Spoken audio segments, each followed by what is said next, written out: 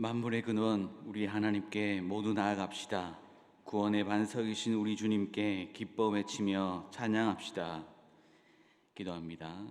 너희는 거룩하라. 이는 나 여호와 너희 하나님이 거룩함이니라. 너희 각 사람은 부모를 경외하고 나의 안식일을 지키라. 나는 너희의 하나님 여호와이니라. 우리의 참 아버지가 되시는 하나님, 오늘은 어버이 주일을 겸하는 거룩한 성일입니다. 예수님의 보혈로 죄사함을 받고 하나님의 자녀로 거듭난 저희가 영의 아버지이신 하나님을 경배하기 위하여 성전으로 나와 예배하오니 넓으신 품에 받아 주옵소서. 어버이가 아직 이 땅에 생존해 계신 자녀들에게는 오늘의 예배를 통해 부모 공경의 길을 깨닫게 하시고, 어버이가 이미 이 땅에 존재하지 않은 자녀들에게는 하늘의 위로가 충만하게 임하는 시간이 되게 하여 주옵소서. 예수님의 이름으로 기원하옵나이다. 아멘.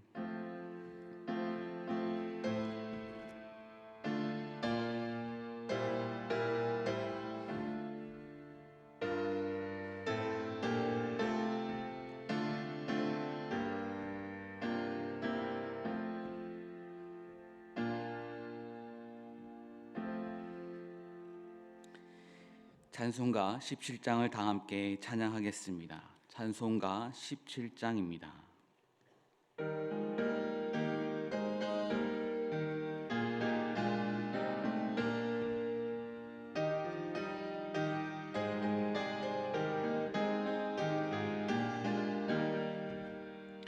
사랑의 하나님, 이곳에 계시니 주 영광이 성전에 가득히 넘치네. 거룩한 주님 앞에 죄인된 우리를 경건한 마음으로 찬양합니다. 은혜의 예수님, 우리 죄 인하여 속죄의 큰 사랑을 이루어 주셔서 율법의 멍에에서 해방해 주시니 복음의 자유 누림 감사합니다.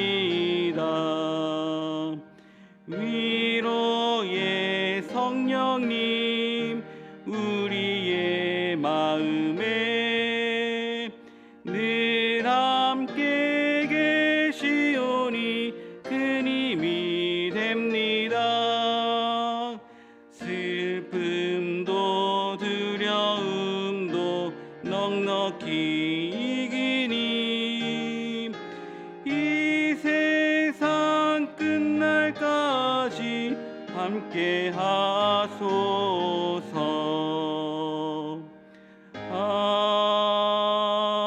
아멘. 찬송가 뒤에 있는 교동문 98번 어버이 주일을 교독합니다. 교동문 98번입니다. 내 부모를 공경하라.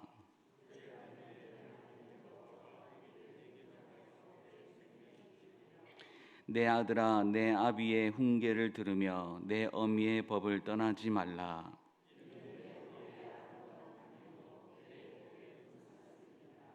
너를 낳은 아비에게 청종하고 내 늙은 어미를 경히 여기지 말지니라.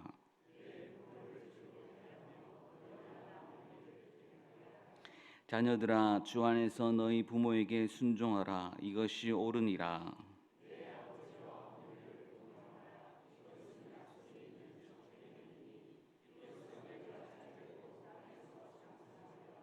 아멘. 다 함께 새롭게 번역된 사도신경으로 우리의 신앙을 고백하시겠습니다. 나는 전능하신 아버지 하나님 천지의 창조주를 믿습니다. 나는 그의 유일하신 아들 우리 주 예수 그리스도를 믿습니다. 그는 성령으로 잉태되어 동정녀 마리아에게서 나시고 본디오 빌라도에게 고난을 받아 십자가에 못 박혀 죽으시고 장사된 지 사흘 만에 죽은 자 가운데서 다시 살아나셨으며 하늘에 오르시어 전능하신 아버지 하나님 우편에 앉아 계시다가 거기로부터 살아있는 자와 죽은 자를 심판하러 오십니다. 나는 성령을 믿으며 거룩한 공교회와 성도의 교제와 죄를 용서받는 것과 몸의 부활과 영생을 믿습니다. 아멘.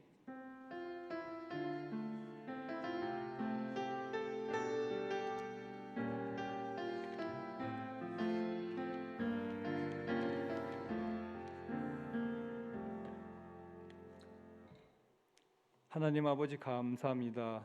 우리에게 좋은 날을 허락하시고 귀한 생명을 불어넣어 주시어 이렇게 거룩한 아버지의 성전에 나와서 예배하게 하신 것 감사드립니다. 이 시간 찬양과 기도와 말씀으로 하나님 아버지께 영광을 올려드립니다. 온전히 영광을 받으시오며 우리에게 향하신 하나님 아버지의 놀라우신 사랑과 은혜를 내려주시어 그 은혜로 말미암아 세상에 줄 수 없는 참 평안과 기쁨이 우리 마음속에 가득하게 도와주시옵소서. 모든 것이 하나님의 은혜였음을 고백합니다.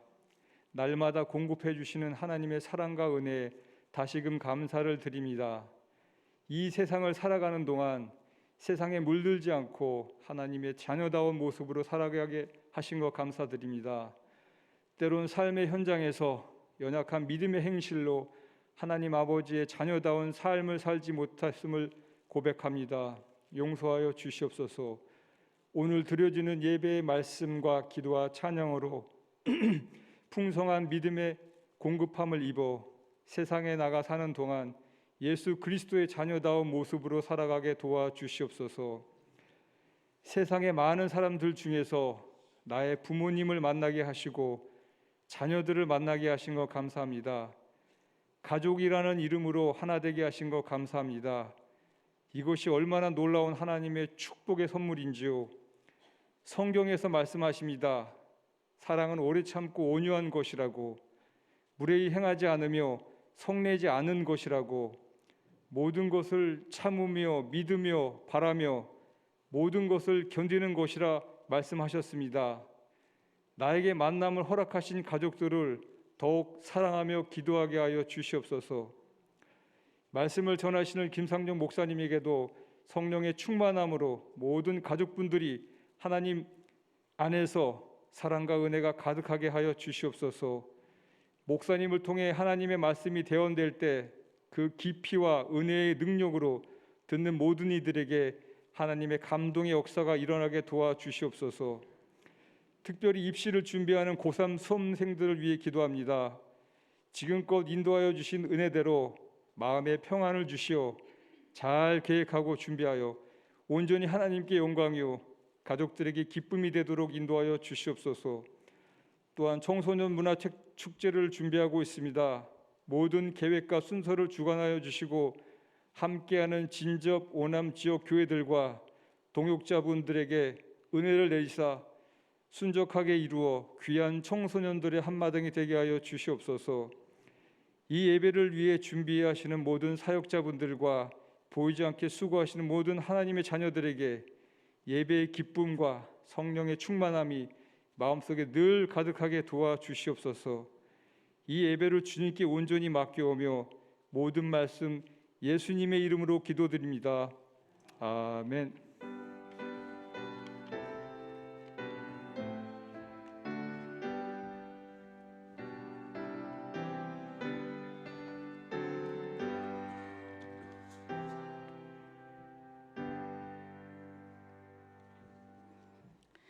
찬송가 579장을 다 함께 찬양하겠습니다. 찬송가 579장입니다.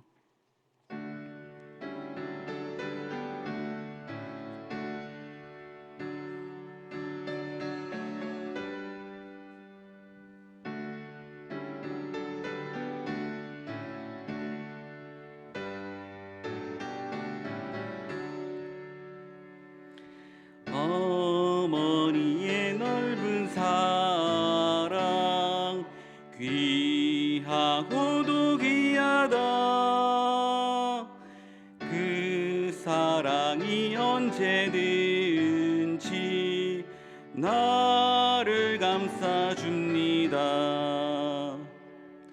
내가 울 때 어머니는 주께 기도드리고 내가 기뻐 웃을 때에 찬송 부르십니다. 아침 저녁 읽으시던 어머니의 성경책 손때 남은 구절마다 모습 본 듯합니다. 믿는 자는 누구든지 영생함을 얻으리. 들려주신 귀한 말씀 이제 이미 됩니다. 홀로 누워 괴로울 때 헤매다가 지칠 때 부르시던 찬송 소리 귀에 살아옵니다. 반석에서 샘물 나고 황무지가 꽃피니 예수님과 동행하면 두려울 것 없어라. 온유하고 겸손하며 올바르고 굳세게 어머니의 뜻 받들어 보람있게 살리라. 풍파 많은 세상에서 선한 싸움 싸우다 생명신에 흐르는 곳 길이 함께 살리라. 아멘. 오늘 우리에게 주시는 하나님의 말씀은 창세기 37장 1절에서 5절의 말씀입니다. 창세기 37장 1절에서 5절의 말씀은 구약 성경 56쪽입니다.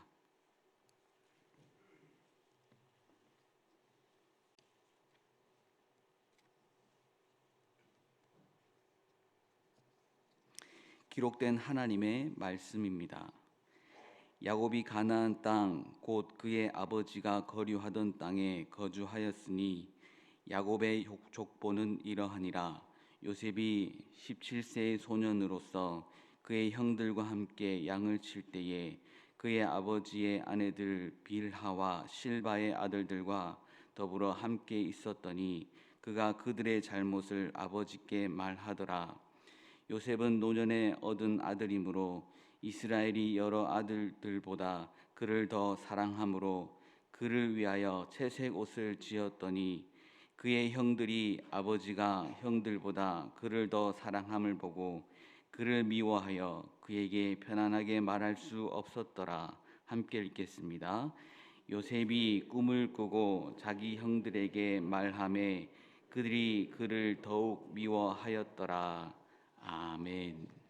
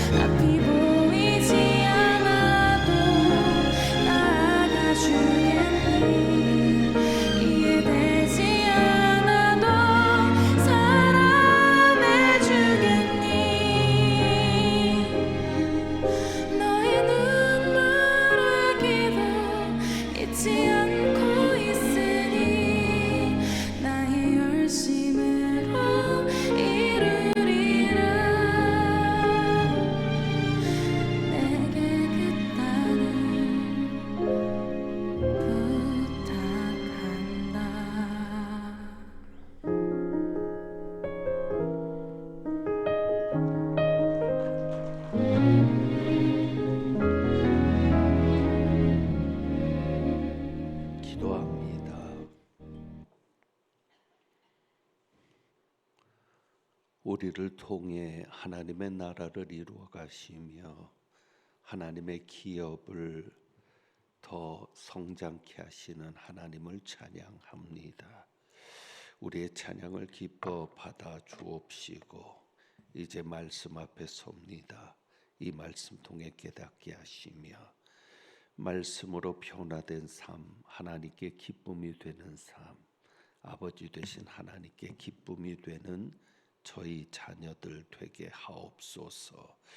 우리 주님 예수 그리스도의 이름으로 기도합니다. 아멘. 2023년 올해 초에 현재 세계에서 부자라고 할 수 있는 그 세계 10대 부자 순위가 한 기사로서 나온 적이 있습니다. 그 이름들을 살펴볼 때 참 여러 생각이 들었고 한 가지 아쉬운 점이 있었습니다. 세계 부자 순입니다. 1위에서 10위까지는 다음과 같은데 1위는 베르나르 아르노, 2위는 앨런 머스크, 3위는 제프 비조스, 4위는 레리 앨리슨, 5위는 워렌 버핏, 6위는 빌 게이츠, 7위는 마이크 블룸버그, 8위는 카를로스 슬림 헬루, 9위는 스티브 발머, 10위는 프랑수아즈 베탕쿠르 마이어스라고 합니다.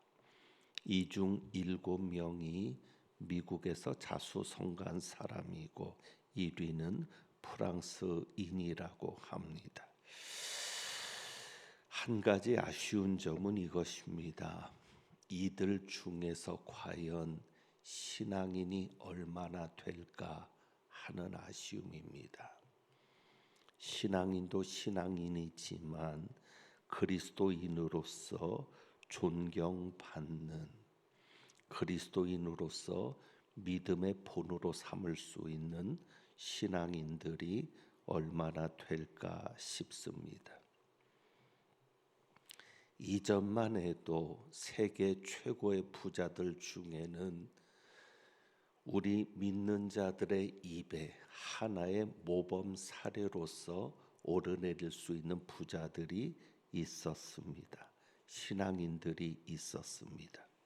그래서 그 부자들의 이야기가 설교 때 예화로 사용되기도 했습니다. 그런데 지금은 어떻습니까? 신앙을 가진 부자를 찾아볼 수 있을까 싶습니다. 특히 신앙이 좋은 부자가 있을까 하는 생각이 듭니다. 왜 이렇게 되었을까 하는 안타까움이 있습니다. 우리 하나님은 여전히 그대로신데 천지를 창조하기 이전부터 오늘까지 우리 하나님은 변함이 없으신 하나님이신데 왜 우리는 점점 약해져 가고 있을까 하는 생각을 해봅니다.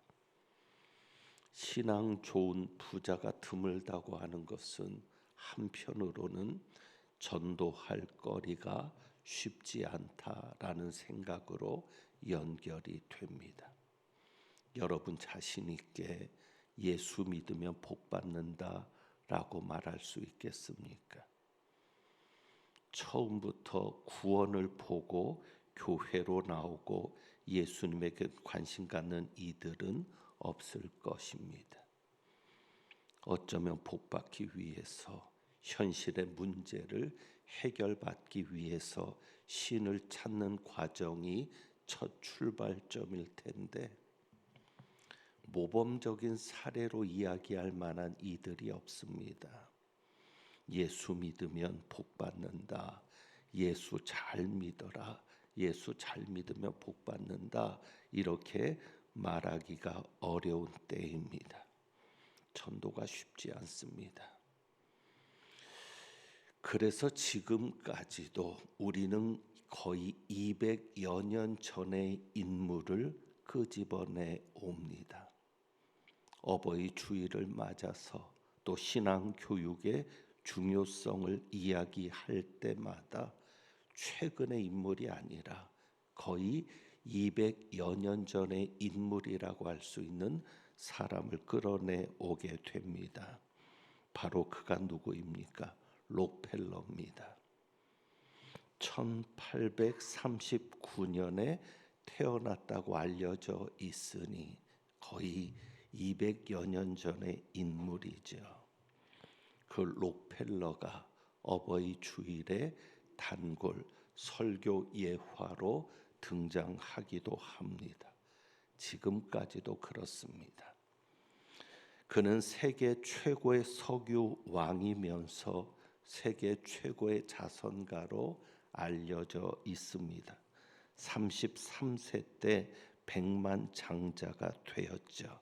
10년이 지난 후에 세계에서 가장 큰 회사를 소유하게 되고 53세 때에 세계 최고의 부자가 되었다고 알려져 있습니다. 당시에는 억만장자라고 할 수 있는 사람이 록펠러 한 사람뿐이었다고 합니다. 일주일 수입이 수백만 달러였다라는 이야기도 전해집니다. 오래전의 통계이고 이야기지만 빌 게이츠가 가진 재산보다 3배는 많았을 것이다 라고 추정하기도 합니다. 무엇보다도 록펠러가 우리에게 잘 알려진 것은 그의 어머니의 신앙 때문입니다.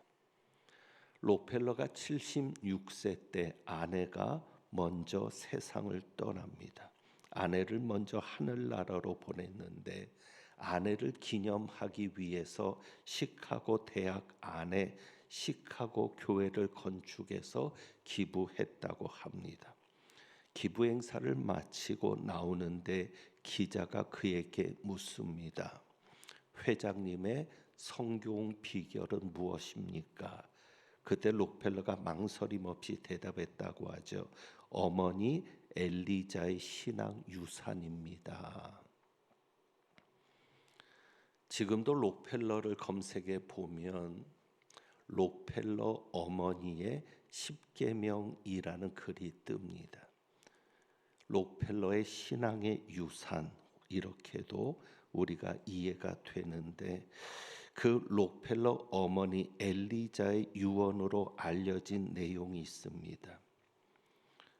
도대체 그 어머니가 아들의 신앙 교육을 어떻게 했길래 그렇게 믿음 좋은 부자가 태어날 수 있었을까? 물론 한 기업가를 평가하는 데 있어서는 여러 가지 측면으로 평가가 될 것이고 이것이 계속 입에서 입으로 전해져 내려온 이야기이기 때문에 진위 여부도 이제로서는 불분명하지만 아직까지도 록펠러 어머니 엘리자의 10계명이라고 전해지는 것을 보면 그리고 그 내용 속에서 우리가 정말 우리 자녀들에게도 이러한 신앙 교육이 되면 좋겠다 하는 마음들을 가지게 되는 것을 보면 참고할 만한 가치가 있다고 여겨집니다. 록펠러 어머니 엘리자의 10계명입니다. 신앙의 유산으로 부탁한 것으로 알려져 있는데 그 10가지를 소개하면 이렇습니다. 첫 번째는 하나님을 친아버지 이상으로 섬겨라. 그러니까 아버지가 생계를 위해 필요한 모든 것을 공급하지만 더 중요한 공급자는 바로 하나님이시다라는 것이죠. 두 번째가 목사님을 하나님 다음으로 섬겨라. 목사님과 좋은 관계 속에서 하나님의 말씀을 듣고 따르는 것이 축복된 길이기 때문이다라는 것입니다. 세 번째가 주일 예배는 본 교회에서 드려라. 하나님의 자녀로서 교회에 충성해야 하며 가능한 주일 예배만큼은 본교에 참석하여 예배 드리는 것이 중요하기 때문이다라는 것입니다. 네 번째가 오른쪽 주머니는 항상 11조 주머니로 하라. 이 말은 11조는 하나님의 것이므로 먼저 구별한 후에 나머지를 가지고 필요하면 사용해야 함을 표현한 말일 것입니다. 다섯 번째가 아무도 원수로 만들지 말라. 다른 사람들과의 관계가 좋지 않으면 사람들이 거리를 두기 때문에 일마다 장애 요소가 될 수 있기 때문입니다.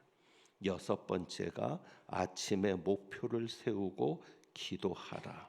하루를 시작하기 전 오늘 해야 할 일을 하나님께 맡기며 하나님이 모든 일에 함께하여 주실 것을 온전히 신뢰하는 믿음의 기도가 필요하다는 것입니다. 일곱 번째가 잠자리에 들기 전 하루를 반성하고 기도하라. 알게 모르게 계속적으로 짓는 죄를 가능한 빨리 회개하여 죄로 인한 어려움과 고통을 피할 수 있어야 한다는 것입니다. 그리고 여덟 번째가 아침에는 꼭 하나님의 말씀을 읽어라. 하나님께서 말씀하시는 것을 들으려는 시간이 필요하다는 것이고요. 아홉 번째가 남을 도울 수 있으면 힘껏 도우라. 그리고 도와준 일에 대해 절대로 나팔을 불면 안 된다. 그리고 마지막 열 번째가 예배 시간에 항상 앞에 앉으라. 예배드리고 말씀 듣는 일에 누구보다 앞장서서 하려는 노력이 필요하다라는 것입니다. 이것이 정확하게 정말 록펠러 어머니의 신앙의 유언이었다라는 것은 명확치 않습니다. 그런데 지금까지 수세기를 록펠러 어머니의 유언으로 전해져 온 것입니다. 이런 이야기들을 통해서 우리는 자녀들에게 믿음을 물려주는, 정말 우리 자녀들도 이러한 믿음을 본받아서 이러한 믿음으로 살아가기를 소망하는 자극을 얻게 됩니다. 그래서 정말 우리 자녀가 하나님에게 복을 받는 자녀가 되기를 원하는데 어떻게 우리 자녀를 키워가면 좋을까 할 때 이런 내용들이 도움이 된다고 하는 사실입니다. 자, 여러분, 성경에서 가장 크게 성공한 인물로 누구를 들 수 있겠습니까? 구약 성경에서 가장 크게 성공한 인물이요. 오늘 말씀도 우리가 읽었지만 대표적으로 요셉이 아닐까 합니다. 왜냐하면 창세기 39장 2절에 보면 성경이 그렇게 기록합니다. 하나님께서 요셉과 함께 하심으로 그가 형통한 자가 되어. 두 가지가 분명하죠. 하나는 하나님이 요셉과 함께 하셨다. 요셉은 하나님과 함께 하시는 자가 되었다. 그래서 하나님과 함께 하시는 자가 되니까 당연하게 결과로 따라 나오는 것이 있었습니다. 무엇입니까? 그가 형통한 자가 되었다. 굉장히 중요한 사실이지요. 우리 자녀들도 이런 자녀들이 되면 얼마나 좋을까 싶습니다. 하나님이 함께 하시는 자가 되어 그가 형통한 자가 되었다. 그러니까 요셉은 하나님이 함께 하시는 자였고 형통한 자였는데, 그렇다면 그 요셉의 그 신앙이 어디서 나왔을까를 생각해 봅니다. 오늘 말씀을 읽은 이유는 이 채세고 때문입니다. 3절에 보면 요셉은 노년에 얻은 아들이므로 이스라엘이 여러 아들들보다 그를 더 사랑하므로 그를 위하여 채세곶을 지었더니, 그러니까 우리나라 말로 번역할 때 채색옷인데, 그래서 우리는 이 채색옷 하면 우리가 흔히 어렸을 때 라고 그렇게 기억하고 있는 색동저고리를 떠올리게 되는데, 색동저고리는 아니고 채색 옷은 그저 색깔로도 화려한 옷이긴 할 겁니다. 그런데 그 단어를 직접 번역하면 이렇습니다. 손바닥, 발바닥의 겉옷. 그러니까 이 채색 옷은 여러 부분으로 이루어진 겉옷이라는 의미도 있는데, 손바닥과 발바닥을 덮을 정도로 긴 옷이다라는 겁니다. 그러니까 화려하기도 하고 색깔도 있을 것인데 중요한 것은 덮는다라는 것이죠. 왜 이것이 중요한가 하면, 그 당시 일반적인 옷은 소매가 없고 무릎까지만 오는 옷을 입었습니다. 성가대 가운같이 이렇게 걸치는데 소매가 없고 무릎까지 오는 옷입니다. 그런데 그런 옷에 비해서 이 채색 옷은 손을 덮고 무릎 아래 발까지도 덮을 수 있는 긴 옷입니다. 어떤 차이가 있을까요? 소매가 없이 무릎까지만 오는 옷은 일하기가, 노동하기가 편한 옷입니다. 그런데 이렇게 길게 소매가 있어서 길게 덮을 수 있는 옷은 노동하기는 불편합니다. 그러니까 일반적으로는 공주나 왕자가 입는 옷으로 알려져 있고, 이스라엘에서는 장자나 장손들, 그러니까 일을 시키지 않는 것이죠. 장자나 장손에게 입히는. 그래서 어찌 보면 장자권의 상징과도 같았던 옷이 채색 옷이라고 알려져 있습니다. 물론 야곱이 요셉에게 채색 옷을 입혔다고 해서 야곱이 요셉을 장자로 인정했다, 혹은 장자권을 물려주었다라는 것은 아닙니다. 하지만 야곱은 요셉을 장자 이상으로, 어찌 보면 한편으로는 내 믿음의 유산을 이어갈, 이 록펠러 어머니가 신앙의 유산으로 록펠러에게 10가지를 가르쳤듯이, 그렇게 이 요셉이 내 신앙의 유산을 이어갈 아들이다라는 마음으로 야곱이 그렇게 사랑하고 소중히 여기지 않았을까를 생각을 합니다. 자, 그런데 우리가 한 가지 더 짐작할 수 있는 것은 37장 11절에 보면 요셉이 꿈에 대한 이야기를 하지요. 물론 야곱도 기분이 좋지는 않았을 겁니다. 왜? 아버지인 자기조차도 해와 달 이야기를 했을 때 아버지인 자기조차도 아들에게 절해야 된다라고 하는 꿈이니까 기분은 좋지 않았을지 모르겠는데 11절에 이렇게 기록합니다. 37장 11절. 그의 형들은 시기하되 그의 아버지는 그 말을 간직해 두었더라. 야곱은 요셉의 그 말을 간직했다고 하죠. 결국 그것은 무엇을 말하겠습니까?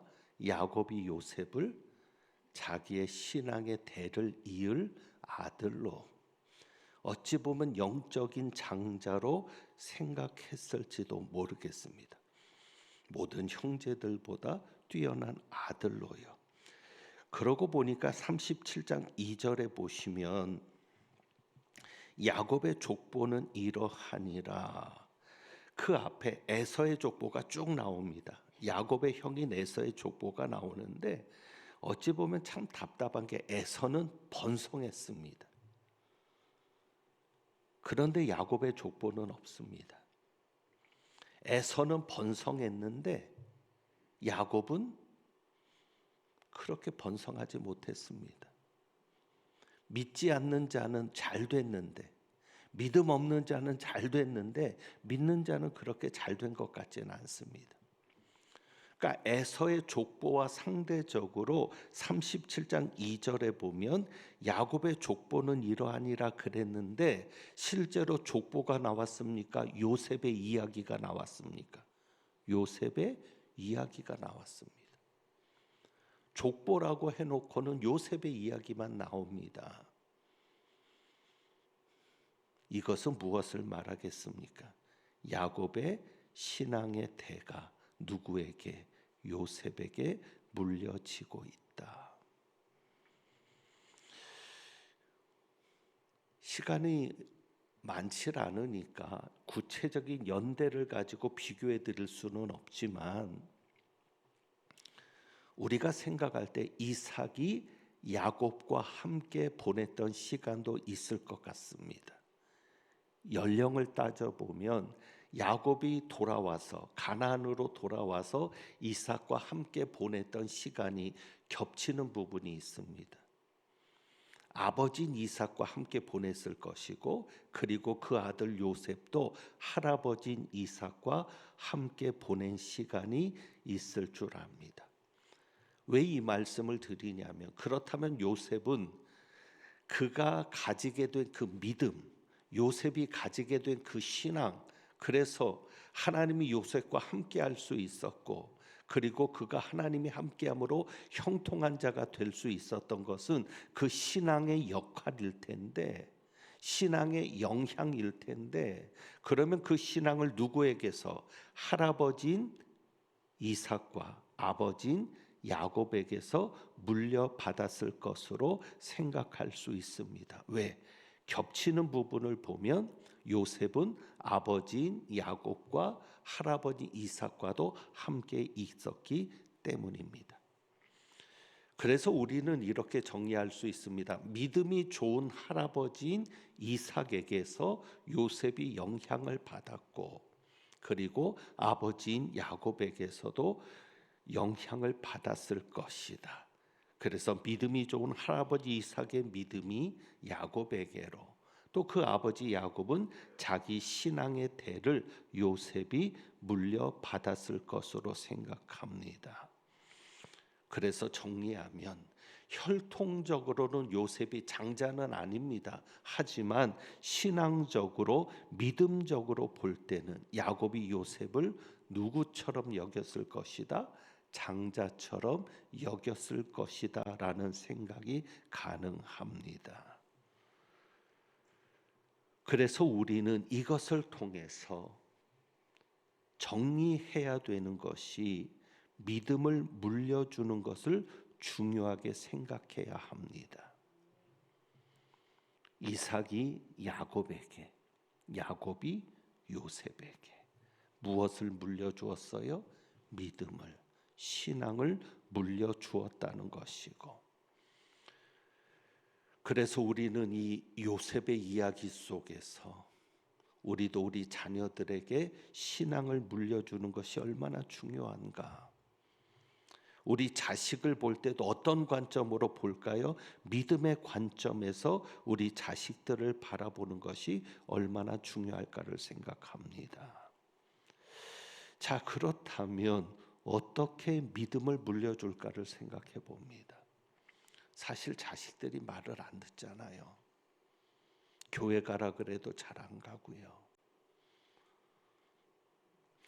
그런데 어떻게 그런 자녀들에게 신앙을 물려줄 수 있을까?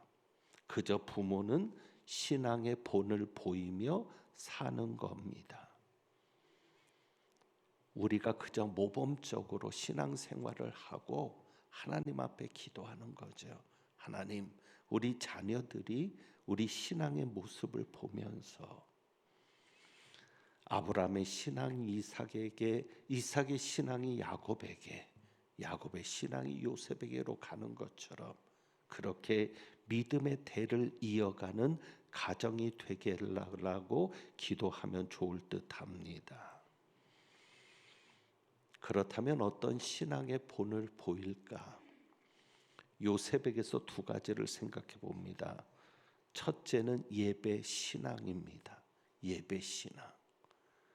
우리가 자녀들에게 보여줄 신앙의 본은 예배 신앙입니다. 제단을 쌓는 신앙입니다. 우리가 아는 대로 아브라함과 이삭과 야곱은 가는 곳마다 제단을 쌓습니다. 이것이 교육이었습니다. 이것이 모범을 보이는 훈련이었습니다. 그러니까 그들이 제단을 쌓았다는 것은 예배를 말하는데 부모가 자식에게 보여줘야 될 모습이 바로 예배의 모습입니다. 요셉이 제단을 쌓았다는 기록은 없습니다. 왜? 그는 어릴 때 노예로 팔려갔으니까. 그러나 만약에 그렇지 않았다면 요셉도 가는 곳마다 제단을 쌓지 않았겠습니까? 비록 제단을 쌓고 하나님 앞에 제사를 드리는 위치는 아니었지만 요셉은 주일이면 교회를 갔을 것이라는 것은 분명한 사실입니다. 그래서 이 제단을 쌓는 신앙, 이것은 또한 기도하는 모습을 보이는 것으로도 이해할 수 있습니다. 그러니까 우리 부모가 자식들에게 보여줘야 될 모습이 뭐예요? 기도하는 모습이죠. 요셉도 기도의 사람이었을 것은 분명합니다. 여러분, 아까 제가 소개했던 말씀 있죠. 창세기 39장 2절. 하나님께서 요셉과 함께 하심으로, 하나님이 요셉과 함께 하셨다는 그 말 속에 요셉이 기도하는 자였다라는 것을 우리는 짐작할 수 있습니다. 왜? 요셉이 항상 정말 사도 바울의 말처럼 쉬지 않고 기도하는 자 아니었겠습니까? 일하면서도 기도하는 자 아니었을까요? 노예로 있으면서도 기도하는 자 아니었을까요? 감옥에서도 기도하는 자 아니었을까요? 그러니까 감옥에서도 하나님이 함께 하셨다. 여러분, 기도하지 않는 사람에게, 예배하지 않는 사람에게 하나님이 함께 하시는 법 있습니까? 없습니다. 기도를 통해, 예배를 통해 하나님을 찾는 자에게 하나님이 함께 하시죠. 그러니 요셉은 제단을 쌓는 신앙을 가지고 하나님 앞에 예배하고 기도하는 자였다라는 것을 알 수 있습니다. 두 번째로 우리가 자녀들에게 보여줄 신앙은 이것일 겁니다. 은혜 신앙입니다. 은혜 신앙. 은혜 신앙이라는 것이 무엇인가 하면 은혜라는 말을 자주 사용하는 신앙입니다. 우리가 야곱과 에서의 이야기도 보았는데 창세기 33장을 한번 여러분이 찾아보시면 창세기 33장 5절, 야곱이 은혜라는 말을 사용한 것을 아십니까? 창세기 33장 5절, 야곱이 에서를 만났을 때요, 5절에 에서가 눈을 들어서 여인들과 자식들을 봅니다. 너와 함께한 이들이 누구냐? 그럴 때 야곱이 말하죠. 뭐라고 얘기해요? 하나님이 주의 종에게 어떻게? 은혜로 주신 자식들입니다. 에서에게 누구를 이야기해요? 하나님을 이야기하죠. 하나님이 종에게 은혜로 주신 자식들입니다. 그런데 물론 하나님과 관련지어서 한 것은 아니지만 15절에 보면 에서가 내가 내 종 몇 사람을 내게 머물게 할 것이다. 그럴 때 이렇게 얘기합니다. 나로 내 주께 은혜를 얻게 하소서. 형에게 은혜를 얻게 하소서. 그러니까 야곱의 말 속에서 은혜라는 말이 자연스럽게 나오죠. 그러니까 우리도 마찬가지입니다. 자식들 앞에서 은혜라는 말을 자주 사용할 수 있어야 합니다. 은혜가 뭐예요? 하나님께서 주셔야 받는다.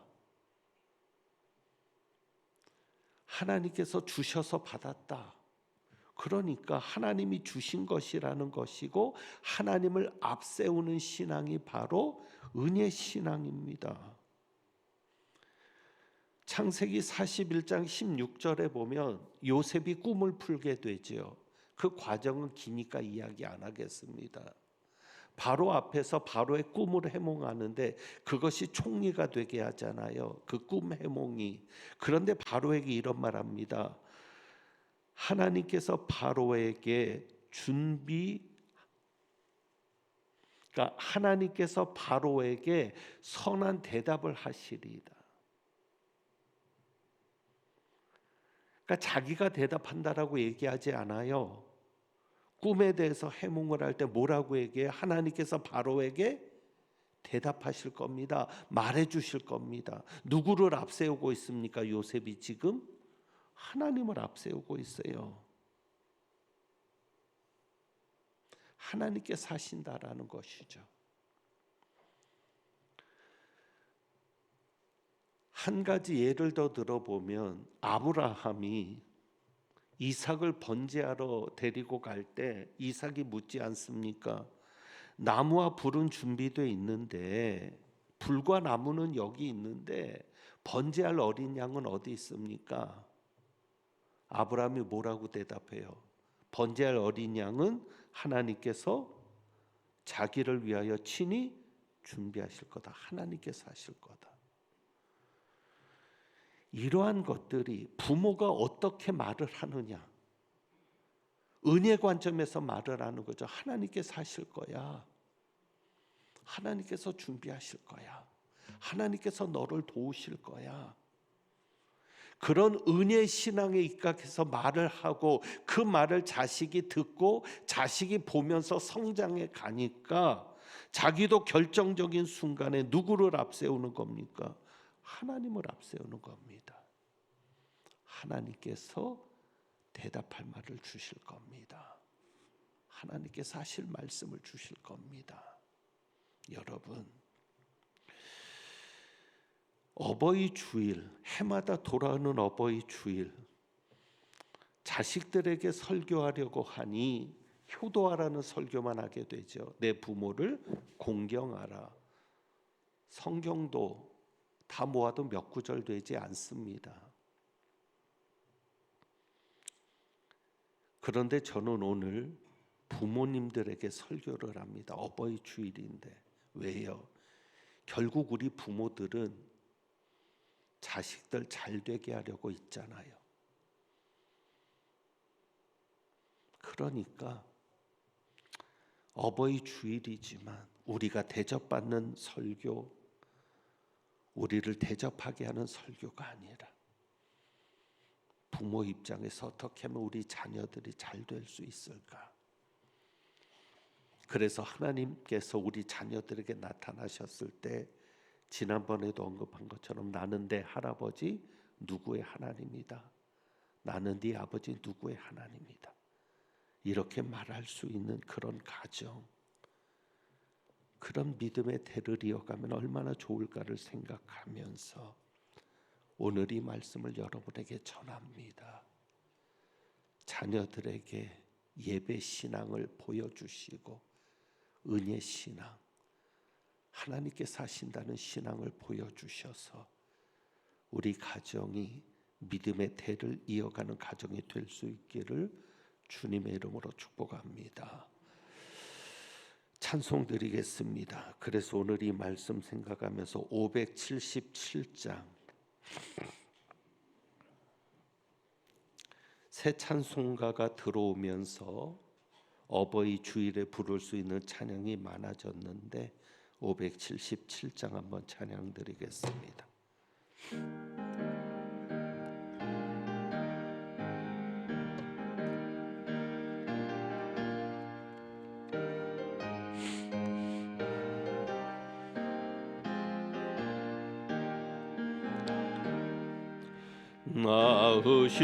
낳으시고 길러주신 어버이의 큰 사랑, 바다보다 넓으시고 산보다도 높은 사랑, 하나님을 경외하신 어버이의 크신 사랑, 내게 주신 크신 은혜, 하나님을 찬양하세. 주님 은혜 감사하며 영광 찬양 할렐루야. 힘들거나 괴로울 때 기도하신 어버이, 즐거운 일 함께 웃고 기뻐하신 그 얼굴이 긴 시간 흘렀으나 마음속에 남았구나.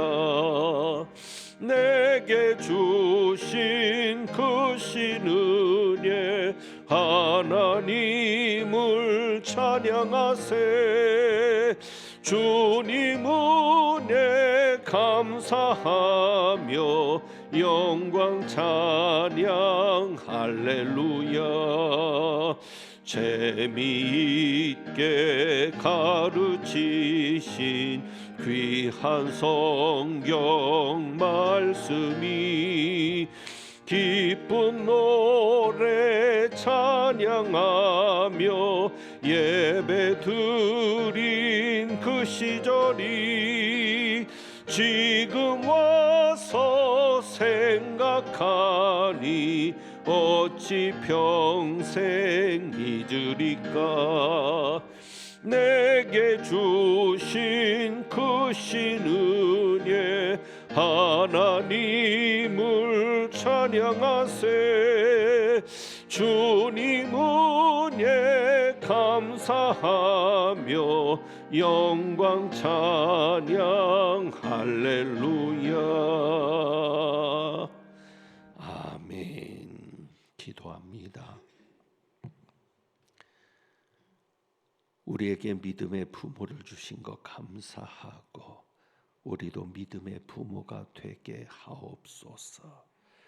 그래야 해서 우리 하나님은 누구의 하나님, 누구의 하나님, 누구의 하나님이라고 말씀하실 수 있도록 믿음의 대를 이어가는 저희 가정이 되게 하옵소서.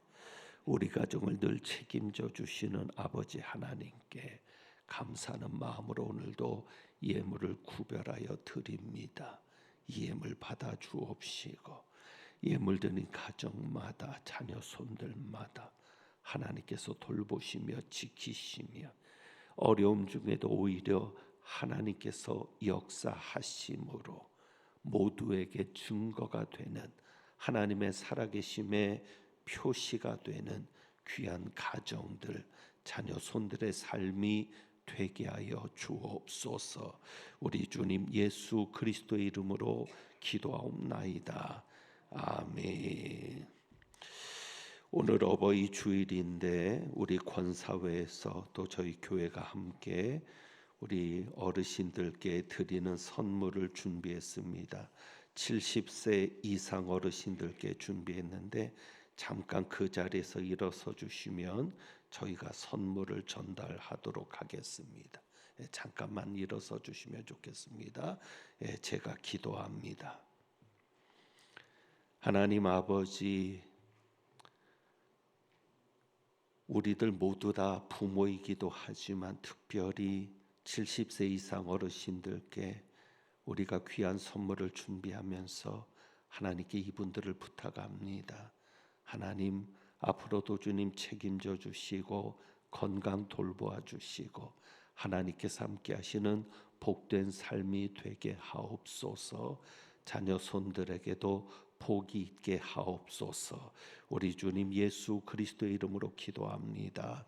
아멘. 자, 이제 선물 전달하겠습니다. 우리 건강하시라고 박수 한번 하겠습니다. 감사합니다. 그리고 저희가 그 꽃을 준비를 했습니다. 그런데 꽃은 개인별로 드릴 수가 없고 가정별로 드립니다. 그래서 우리 어머니들께만 꽃을 전달하도록 하겠습니다.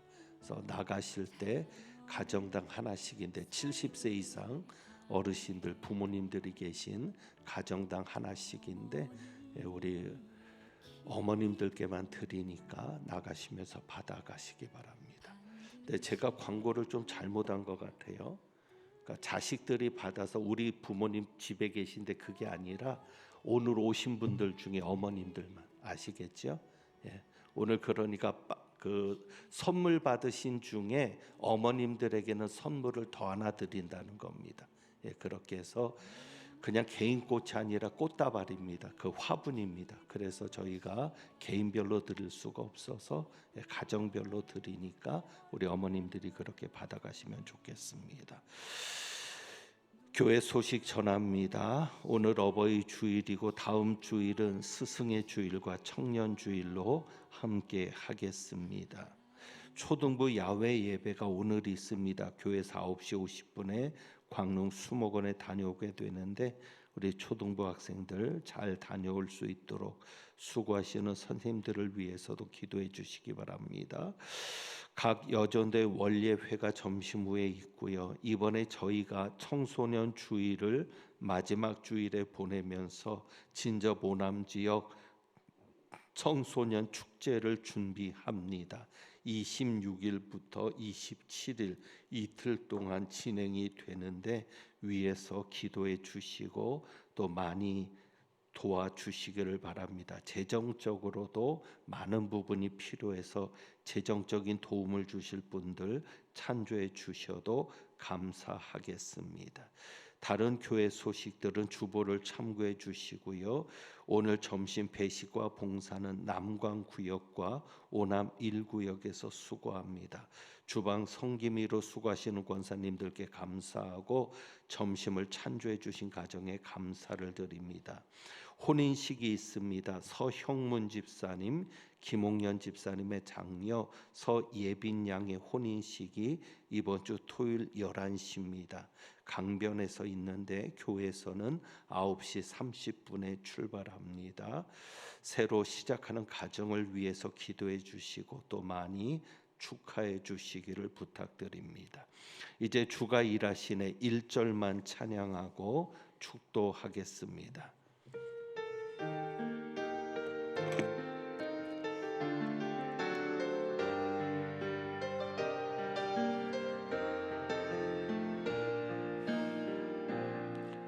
날이 저물어 갈 때 빈들에서 걸을 때 그때가 하나님의 때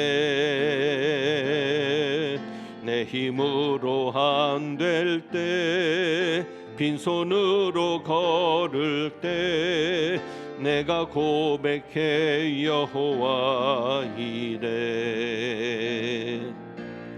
주가 일하시네 주가 일하시네 주께 아끼지 않는 자에게